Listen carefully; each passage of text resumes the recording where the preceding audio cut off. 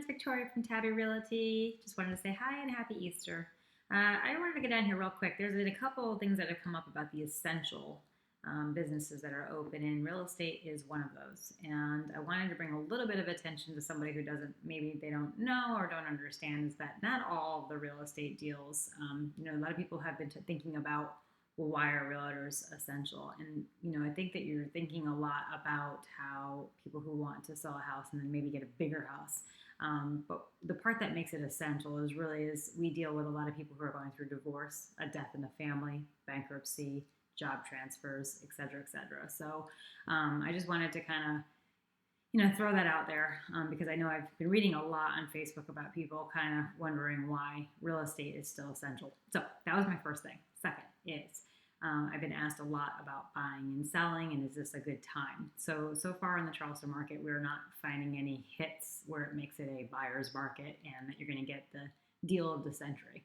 So that's not going to happen. But what I will say is a lot of the sellers that are still on the market right now, they need to sell, and they're probably on there because of that. So it is an opportunity to maybe have less traffic coming through.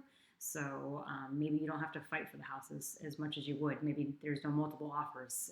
So I would say if you can get out there and do your due diligence, get your pre-approvals, check out your virtual tours, and find the house that you really like and schedule a social distancing type of showing one-on-one to get in there and get an offer in, this is the time definitely to do that. Closings are still happening.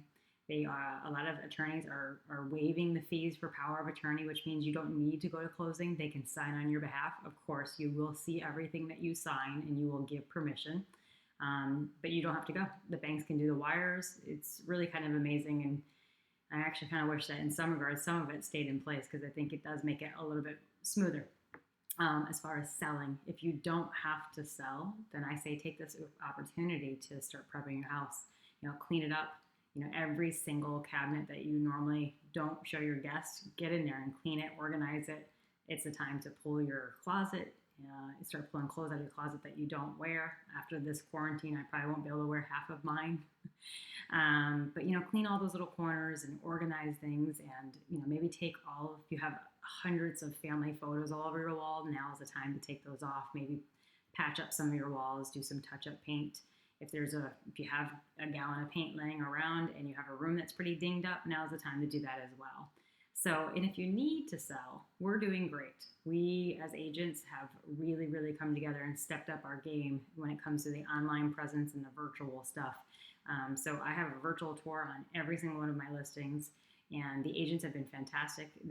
Nobody wants to go out there and make a seller get out of their house or take a chance or a risk of getting someone the virus without knowing that they're pre-approved and that they have already drove by the house, that they've already seen the virtual tour, that we've already given them all the paperwork, we've answered all their questions. You can even get a pre-inspection if you wanted to before you even get in there, so you have a little bit more peace of mind.